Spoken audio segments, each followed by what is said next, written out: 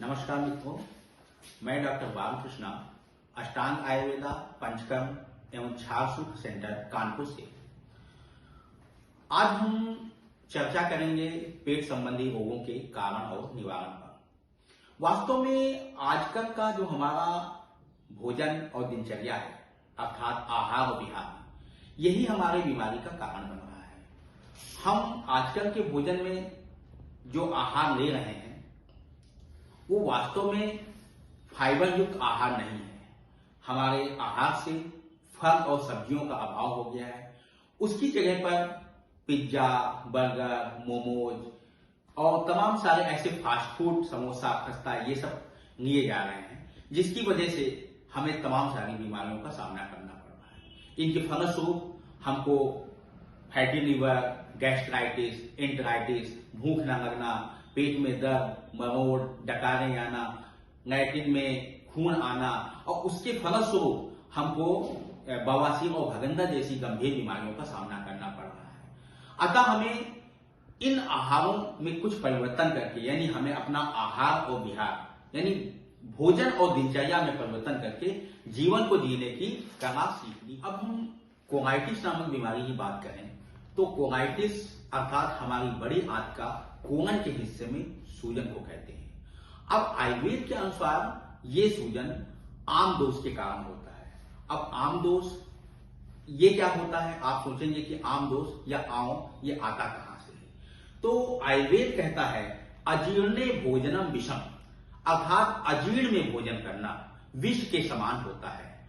अगर हम पहले का खाया हुआ भोजन किए बिना ऊपर से भोजन दोबारा कर लेते हैं तो बिना पचा हुआ भोजन नए भोजन के साथ मिलकर दूषित हो जाता है और ये दूषित भोजन आंतों में पचता नहीं है, ये सड़न पैदा करता है।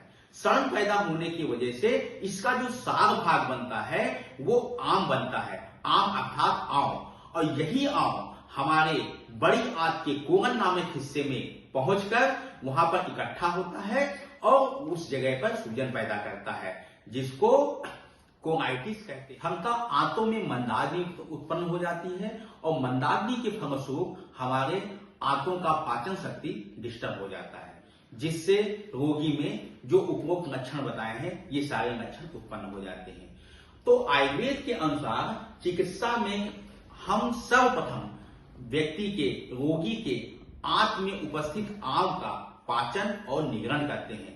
पाचन माने उसको पचा देते हैं, निगरण माने उसको निकाल देते हैं। फिर हम निदान परिमार्जन कराते हुए रोगी को उचित औषधियों के माध्यम से पूर्णता ठीक कर लेते हैं और भविष्य में ऐसे रोगी पुनः उस बीमारी से प्रतिलक्षित न हो, पुनः वो बीमारी उनको हो ना, इसलिए उनका निदान परिमार्जन बराबर कराते रहते हैं। यदि रोगी निदान का सेवन करते हुए उचित आहार विहार का सेवन करता है तो वो भविष्य में कभी ऐसे रोग से ग्रसित नहीं होता है। ऐसे हजारों रोगियों को मैंने ठीक किया। के लिए हमारे सेंटर पर जो विशेष योग तैयार किया जाता है आयुर्वेद की शुद्ध जड़ी बूटियों से, वो योग ऐसे रोगों में बहुत ही कारगर है और 100% रोगों में फायदा करता है। ऐसे तमाम सारे रोगी हमारे यहाँ इन योगों से और इन औषधियों से ठीक हुए हैं। साथ ही साथ हम मर्म चिकित्सा के माध्यम से उनको निरोग रहने के लिए शिक्षित करते हैं, जिससे भविष्य में दोबारा ये रोग ना हो। आवश्यकता होने पर हम पंचकर्म की विशेष विधियां